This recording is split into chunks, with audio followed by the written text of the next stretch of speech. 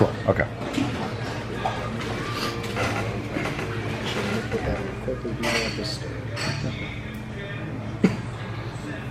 Yes, so we'll go over introduce you, tell you about military service. Then we'll talk about the programs you work through, we work through TAPS. Tell us about TAPS, tell us why it's important to you.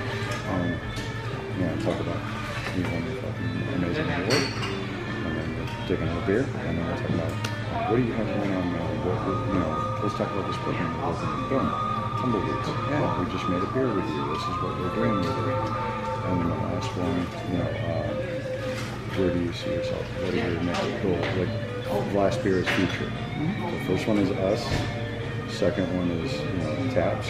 Third one is Tumbleweed. Last one is, what else do you have going on? What's your future like?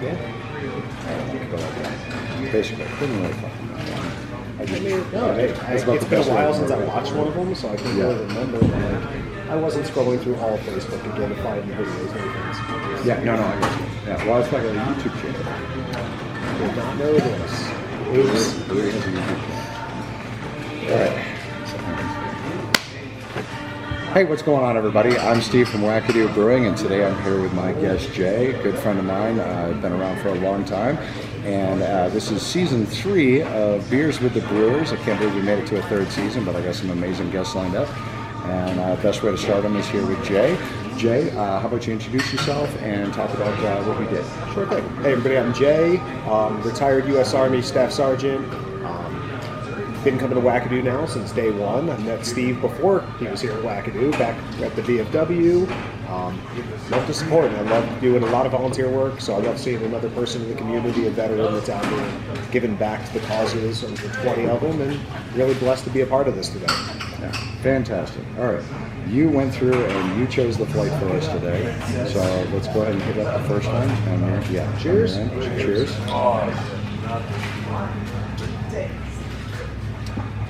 So this is the Prickly Pear Mexican Lager. Prickly pear fruit we get from Arizona. Blend up everything right here in house. Nice golden lager. So it's not, overly sweet, but you still get a little bit of that from the prickly pear. And it's just, this is a damn good, especially in the summertime. When it's nice out, this is a really good one. Easily one of the best beers you've had all summer. Possibly top 5 all time. At least in my rankings, I'm putting it up there. It's got such a unique flavor. So. It is. It's fantastic. And it's very different. It is. Right. And it had to be, it's on the last keg for the moment. So had to make sure we got a little of that. Right? Start off on a good note. You're right. That's it. And last time I waited, it was less than half a keg, so it's getting down there. Well, I mean, it's a good tasting beer, so it's not a surprise that it's almost at its end, All right, so let's talk about, I think, one of the most amazing things. Like, I've known a lot of people that have received awards and have done certain things in their lives, but you absolutely kill it with TAPS. Like, you were my introduction to TAPS. The first event, I think it was when we were doing down at the VFW, and the first time somebody tried to explain to me what TAPS was. And, I was really blown away that there is such an amazing program. But you have been like a beacon for that program. Like, other people came and went, every now and then I hear something. But then you are just absolutely amazing. So, all right, talk me through TAPS, why you're with them, and some of the things you've done. Thank you. Yeah, so I've been with TAPS since November of 2014. So in my 11th year working as a military mentor. TAPS stands for the Tragedy Assistance Program for Survivors. They are the leading program when it comes to helping support Gold Star families. For those of you who don't know what a Gold Star family is, it's somebody who's lost somebody while actively serving in any branch of the military. It's founded by retired Air Force Major Bonnie Carroll after she lost her husband in a plane crash back in 1992. And when there was no program out there, she created a program to provide that. I found the program a year after I actually lost one of my earliest team leaders, So he had PCS'd, and we were down in Fort Carson, Louisiana for training, and he was in Hawaii now, and we got the call from our rear D armorer that he had been found dead. And, we rallied as a team to complete our mission, soldier mentality, keeps going on. And November 2014, at the end of my first event, I'm saying goodbye to everybody and, hugging everyone, and I hear somebody call me out by my last name, which is not normal at TAPS. Everybody knows you like the first name. And I turned around and it was Sergeant McCabe's wife and his 2 children. I had no idea they'd come back to the area, only about an hour outside of Fort Bragg, and they were there. And, it's been a year and a half since I'd seen him and looked at his son, and his son was the spitting image. Just it was a little Brian McCabe right there in front of me, and I realized I was at the spot where I wanted to be.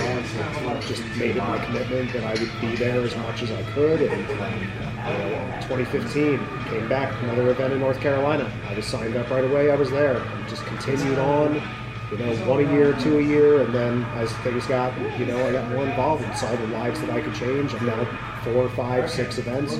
I was actually just here at the Penrose Event Center this past weekend, helping support a fundraiser, volunteering there. Yeah, your fundraiser is the same day as ours. It's just amazing. Going crazy and just doing the good things that keep paying it forward. I was named Mentor of the Year this year for the program, which, was voted on by my peers and, ultimately approved by Bonnie.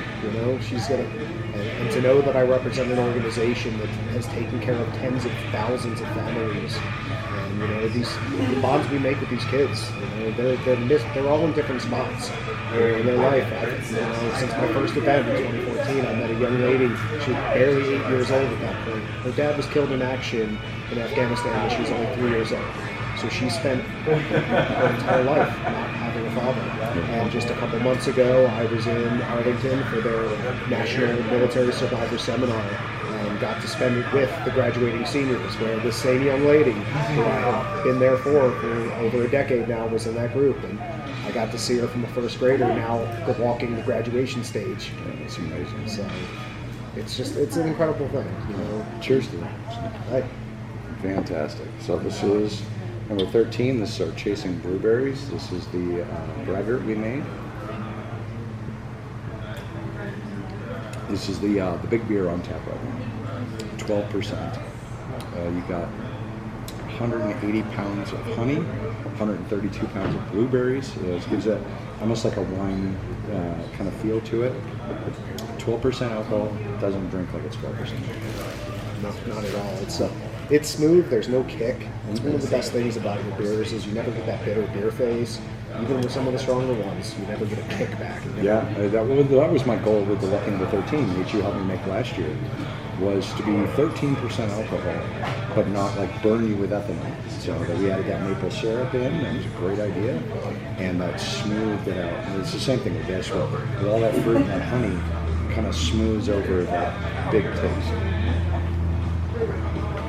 Well, I guess I can finish with you there.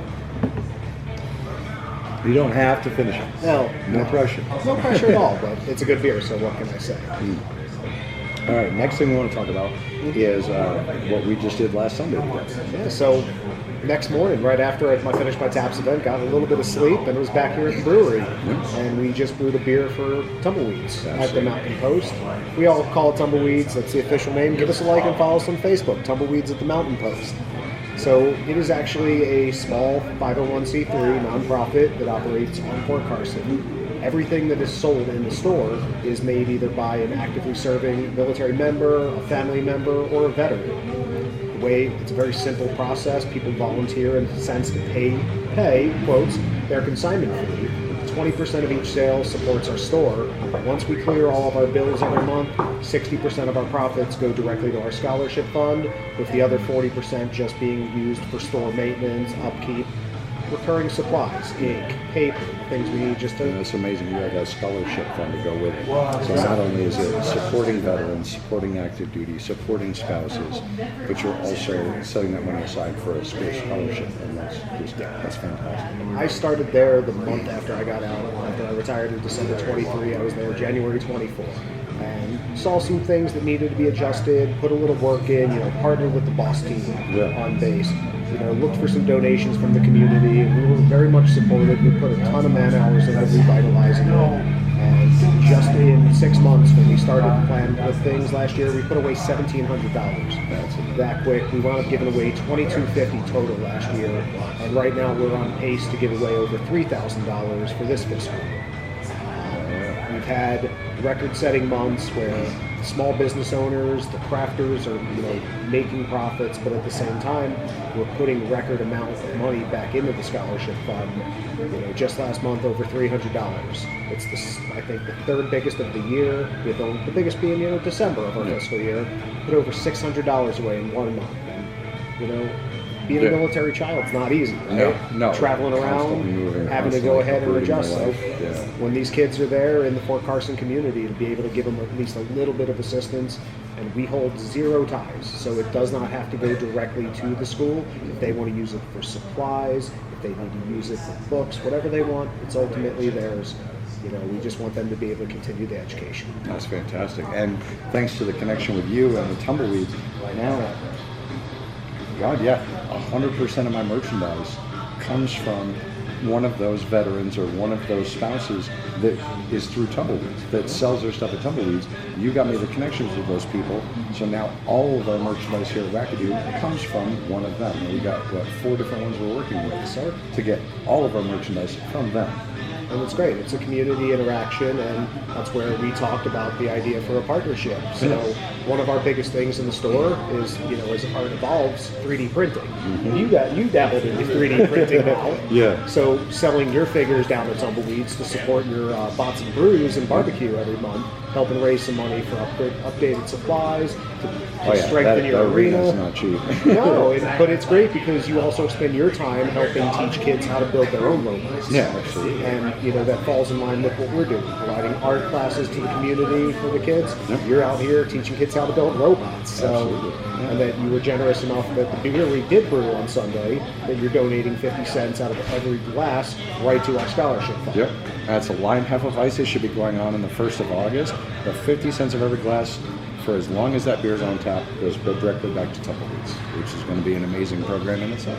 So I think we're settling on Tumbleweed Tango for the name. The Tumbleweed Tango. I like it. It's festive. It's fun. I'm with it. But again, thanks for doing that, and continuing to support the Carson community. Absolutely. And cheers to the next beer. I'm glad you chose this one. It is good beer. I mean, not that any of yours are in, but No, but this one is very special to me because this was originally brewed over a Smiling Toad. Okay. So Biff, the owner of Smiling Toad, also a veteran. A lot of people didn't realize he was a combat veteran in Vietnam. Amazing guy. He had 8 good years running the brewery, and nothing went wrong. He didn't go bankrupt. He didn't close. He sold it because he was done. He was 84. He had a good run, and he was done. He wanted to go back down and spend time with his dad, and so he sold and moved. But when he did, we offered all of their Mud Club members to come up here and finish out the year. And we had a huge tribute day here. I brewed one of his beers. I had Biff down at the end of the bar telling stories. I had his bartenders here working behind the bar, and we just did a huge tribute day. And so he gave me this recipe and another one of his beer's recipes, and we still brew them here. And instead of saying they're my beer now, even on the description, and everybody walks in, it still reads, this was a Smiling Toad beer, and we're carrying on his legacy even though they closed 2 years ago. We're still carrying on the legacy, but this beer is phenomenal, and I'm always happy to brew it. It's great beer. I mean, I'm not the biggest IPA guy, but none of yours hit hard, and none of them have that overly over the top, No, and there's a lot of great flavors in here. Without that, there's no bitter bite on the back. Exactly. You don't get that. Like a lot of IPAs nowadays are very, very hoppy, very overdone, and this one is just absolutely beautiful. Very smooth. All right, last one. Last beer. The future. What's your goal? What's your the rest of this year, next year, 5 years? What are you looking to do between working with Tumbleweeds or another project, or where's this growth for you? I mean, the biggest thing that I'm looking forward to is keeping the pages kind of blank. I don't want to have necessarily a plan. I didn't plan on going back to work this summer, but I went to work. I'm helping out another nonprofit on Fort Carson, the thrift store. One of their girls, is about to give birth in about a week, so they needed some temporary help. Put me in, coach. Hell yeah. Happy to go out there. I'm lugging, all the donations every day. We're sorting it. We're getting the merchandise out, at good prices, where they also give back to Fort Carson community through their Ways and Means program. So they give out scholarships. They give out community grants. So I'm supporting another good cause, helping out the kids, that's ultimately where I'm about. It's about leaving it better than I found. And I mean, we're both NCOs in the Army. I think that was something that we always heard was Leave it better than you found leave it. it better than you found it. Always working to improve your foxhole. It was a mentality. You never stop. It's never good enough. There's always ways to keep going. So, you know, in a few weeks, I'm headed to Arizona. I'll be there for another TAPS event down in Scottsdale. So when you mentioned that the prickly pear, you know, out of Arizona, first thing goes to my mind, I'll be there in a few weeks. You know, I'll be there. I'll be helping out another event in San Antonio in September and probably back in Arizona in November. So the one big thing, and I got to give the plug to TAPS for this, that I truly love. And, you know, we talk about it all the time. The pandemic, the epidemic within the military community, the veteran community, is losses from suicide. And the TAPS does not discriminate against any family that's lost. They've actually created their own event. Once a year, they have a National Suicide Survivor Center. And that's what they'll be doing in Scottsdale in November. So it'll be an entire group. Well, we have probably 300 to 400 families all there, all who have lost someone through suicide. And being able to, you know, work with these kids and help them. And, you know, one of the big phrases is love lives on. And I really try to, you know, embody that and let these kids continue to show them and honor the person that they're there for, and, you know, continue to walk the next chapter. The Tumbleweeds, you know, we're a nonprofit. It's a board-related thing. Not supposed to really hold a spot for more than 2 years. My 2-year comes up in January. You know, thankful because we've got so many good people in there now, new people with great ideas. I'm ready to hand the reins over to the next person and let them take it to the next level. I'll still stay on, I'll help volunteer, run some shifts. I was actually talking to our painter today. We're going to work that on painting on tap class with you in August here. She gave me a couple of weekends. We're just going to pull the community. What's best for everybody?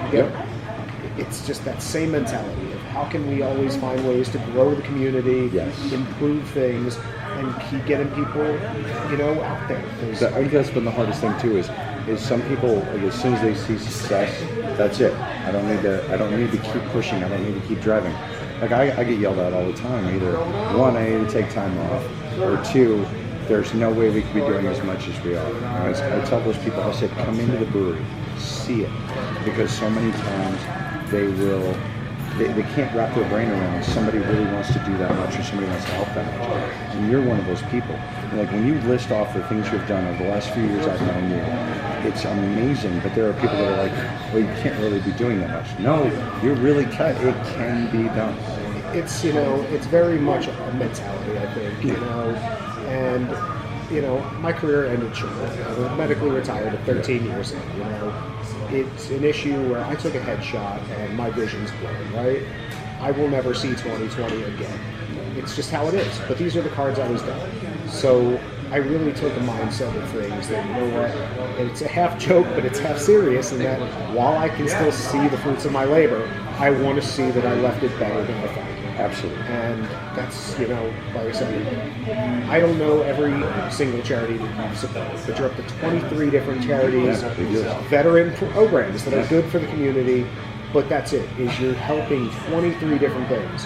Whether you give it $1 or $1,000, it doesn't matter. You're leaving it better than you found it. Absolutely. You're supporting the community, both locally in Colorado Springs, Fort Carson, and around the country with some of these, you know? It's great, you know, after last week, you did your water flight. And, you know, Sean mentioned about his dad being a Vietnam veteran. And I got Sean the contact info from one of my fellow TAPS mentors who's also done a water flight. That's it. Let's help. The number of people that came in from the honor flight was amazing. And I think we signed up 3 more escort volunteers that day. And one of them was Mark, the one that came in here and offered 5 free flights for the next people that saw his video. He went over there and talked to him, and immediately he got signed up for an escort as well. Because he saw this, and he was like, this is amazing. And that's ultimately what it is. It's, you know, it's what separates you as a business owner, in my mind, my opinion, is that you're not about getting rich quick. And let's be real, restaurant business is very tough to do that in any kind of, you know, food industry. But you're about just putting it, you know, putting your money into good causes and putting it there. You know, you could sell your 3D printed figures for twice what you do, but you're selling them as a way just to make enough money to keep improving the program, to keep giving back more. You run specials all the time. You just had your 1,000 day yesterday. Yes. You know, 2 pints for $10. 2 pints for $10. Free hot dogs all and day. free hot dogs, free food, and exactly. You find ways to grow the community. You do things that I've never seen. I've been around the country, you know, all up and down the East Coast, all the way to California and back. And you know, you hold a dinner for Thanksgiving, you hold a dinner for Christmas. You don't charge people a dime to come in here and eat. If they don't even want to come in and get a beer, Don't care. you don't care. I want them to come in and you've be able had to it where you'll have people come in here and donate money to help pay for single soldiers to come in here and have a beer on their dime. Yep. And that's because of the atmosphere that you create. And that's what me and you, I think, we've always clicked on, is that we just are trying to either help somebody. Yeah. Because you never know where they're at, No. what their head's at. Cheers Cheers. to you. All right, and this is the ALS hazy. Well, it's not really hazy anymore. But, It was, I promise. so the ALS, this one's for Lou Gehrig's disease. We donate $1 of every pint ever sold directly back to Lou Gehrig's Foundation, because between myself and the rest of the staff, almost everybody here has somebody in their family that either has it or has passed away from it. And that is a terrifying disease. And I didn't know until we started working with them that veterans are 50% more likely to get Lou Gehrig's disease. There's something about all the environmental crap we go through, all the stuff we go through, we're actually 50% more susceptible. And that's fucking scary. Excuse my language, YouTube. But so that's why we worked with them. We've worked with them for 3 years now, and this is the second year we made a second batch because we want to be able to donate more. Yeah. I remember I was stationed at Fort Bragg way back in like 2014, 2015 when the Ice Bucket Challenge came out in support of ALS. And, you know, so I was coaching Little League at the time, and one of my players was grandfather. So I decided I'm going to up the ante, I'm going to go big or go home. And I was in the barracks, good old, you know, barracks parties and finding all the fun things to do. Yeah. I stood at the bottom, and we were in the old barracks in Fort Bragg, the three-story one, Yes. Smoke Bomb Hill, and I had guys stand on the third floor of the barracks with multiple buckets of ice water. And I had the video and had them all in there. I did the challenge. I had probably about 50 gallons worth of ice water dumped on me to raise money for the cause, because yeah. that's what it was about, you know. And my little leaguers saw it, and Mom sent me the nicest video. Her boys were crying. She had twin boys, and you know, it was great stuff. And happy to go. Just it's tough to words hit, but you know, it's just what makes. It's hard to really put it around, because like there are people that donate and then tell everybody they donated, look at me, I donated. Or they donate just to get the free things that come with donating. Like somebody gives you a blanket, somebody gives you a little coaster, whatever it is. And I think that mentality is very special for those that genuinely do it, you know, and not to toot my own horn, but like 2/3 of our donations, like people see our page where we donated this money, 2/3 of our donations we don't post them, we don't show them. A lot of the groups, you know, that's not their thing, so we don't. But I mean, 2023 we donated over $30,000 to charity. Last year we donated over $40,000 to charity. This year we're on track to donate over $50,000 to charity, but I'd say at least half nobody ever even knows we do it. And it's because it's the right thing to do. You know, it's not about, you know, look at me, or it's a tax write-off, blah, blah, blah. Because we're still not a nonprofit, even though we've run as a nonprofit for the last 5 years. I've never applied to be a nonprofit because we're a business, and it's never been about that. Like, I'm not looking for a tax break. I'm not looking for a write-off. I'm not looking for, you know, a new award or a trophy. I have two things about me personally up on the wall. One of them is before I even opened the brewery, so it had nothing to do with it. And the other one is because we finally got the 25 Colorado Veteran Entrepreneur.